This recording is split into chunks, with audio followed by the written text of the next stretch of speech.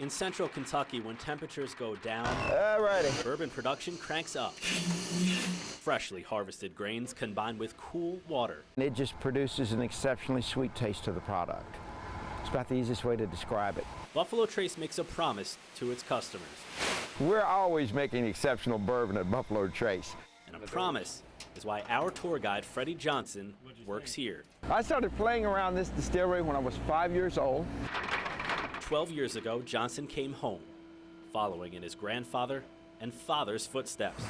The Johnsons own more than 100 years' experience making bourbon at Buffalo Trace. Coming back here, it's like Willy Wonka and the Chocolate Factory. It's just a fascinating place to be. Meaningful landmarks for Johnson cover the distillery. This plaque honors Johnson's dad, the only employee to barrel every millionth barrel produced since Prohibition. However, most of the landmarks are invisible. I have moments that I just basically walk around this distillery, and I remember things that my father and my grandfather had shared with me about the distillery, and it just gives you a special feeling.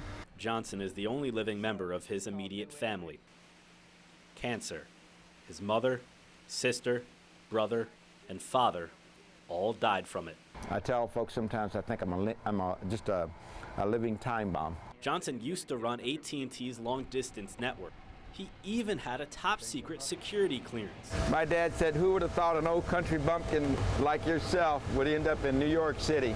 He promised his dad he would work at Buffalo Trace. He left AT&T when doctors diagnosed his brother and father with cancer at the same time. Coming back home actually meant more to my dad than all the other things that I've ever done, just for him to be able to come down to this distillery and walk around with me and share with me the things that his father had shared with him. Before Johnson's dad died, he rolled out the 6 millionth barrel, stored here. They celebrated the milestone on Dad's 94th birthday. It was the first time I've ever put my father to bed. Talking, sharing secrets. 9 months later, they were both gone. So if we had not have done that, you were asking about me walking around this old distillery. If I had not spent that time with them, I would have not had those memories and those things that they still linger. For 9 years, Freddie and his dad worked together. His dad passed in 2011. On this particular day when I left out, he just said, "Goodbye, son." And I'm driving down the hill coming to work, and I'm thinking, "Goodbye, son. Goodbye, son." Who could work after that? When I came back home, he opened up his eyes and he looked and he said, "You came back?" And I said, "Yeah." I said, "You all right?" And he said, "That's good. I'm glad you're back. I'm glad you're back." With the promise fulfilled, Johnson's father died a few minutes later. Johnson says honor is a core principle at Buffalo Trace. The Franklin County Sheriff says somebody stole almost $30,000 worth of Pappy Van Winkle.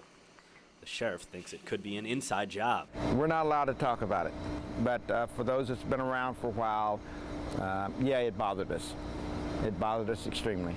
Enough to make him steam. In Frankfort, Aaron Adelson, ABC 36 News.